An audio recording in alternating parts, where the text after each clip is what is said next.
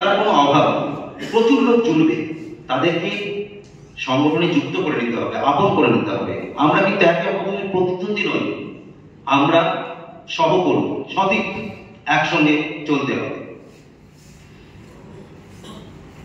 আমরা কি পার্টির মূল বিষয়গুলো জানি?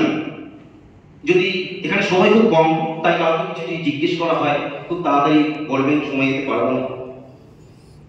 অবশ্যই পার্টির অনলাইন এবং অফলাইন বিভিন্ন কাজে যারা যুক্ত থাকে তারা পার্টির জন্য সময় দেন, কিন্তু এছাড়া আমরা কি করতে পারি?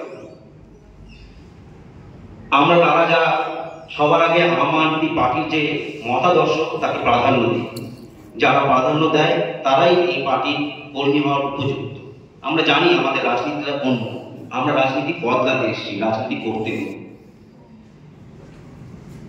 আমাদের মনে আমরা হয়তো পার্টির মতাদর্শগুলো জানি, বুঝি, কিন্তু আমরা প্রকাশ করতে পারি।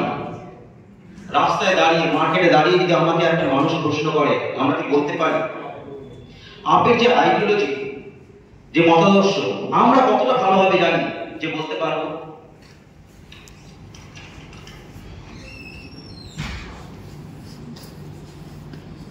আমাদের সবার প্রিয় এবং শ্রদ্ধেয় সঞ্জয় বসু স্যার, যিনি এই মুহূর্তে, তো আমাদের মিটিংয়ে একটি খুব ভালো উপদেশ দিয়েছিলেন উনি, সোয়াট অ্যানালিসিস।